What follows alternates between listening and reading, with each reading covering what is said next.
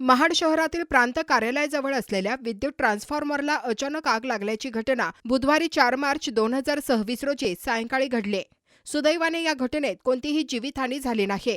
मिळालेल्या माहितीनुसार ट्रान्सफॉर्मरला लागून असलेल्या उमराच्या झाडाच्या फांद्या जोरदार वाऱ्यामुळे डीपीला घासल्याने आणि सध्याच्या वाढत्या उष्णतेमुळे या घर्षणातून ठिणगी पडून ट्रान्सफॉर्मरने पेट घेतला असावा अशी प्राथमिक शक्यता व्यक्त करण्यात येत आहे।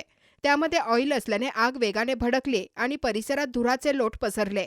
शेजारी हार फुलांचे दुकान तसेच एक हॉटेल असल्याने आग विझवताना अडचणी निर्माण होत होत्या। मात्र महाड नगर परिषद अग्निशमन दलाने तत्काळ घटनास्थळी धाव घेत परिस्थिती नियंत्रणात आणली। ट्रान्सफॉर्मरमध्ये ऑइल असल्यामुळे आगीवर फोमचा मारा करून आग विझवण्यात आली। घटनास्थळी पोलीस प्रशासन हजर असल्यामुळे बचाव कार्य सुरळीत पार पडले। काही काळ परिसरात नागरिकांची गर्दी तसेच वाहतूक कोंडी निर्माण झाली होती। या कारवाई दरम्यान अग्निशमन दलाचे श्री गोविंद साळुंखे, वाहन चालक शेखर भोसले, संकेत खोपकर, फायरमन सिद्धेश निवाते, प्रतीक शितोळे, देसाई तसेच आदित्य खोत आदी कर्मचारी घटनास्थळी कार्यरत होते। त्यांच्या तत्परतेमुळे संभाव्य मोठा अनर्थ टळला।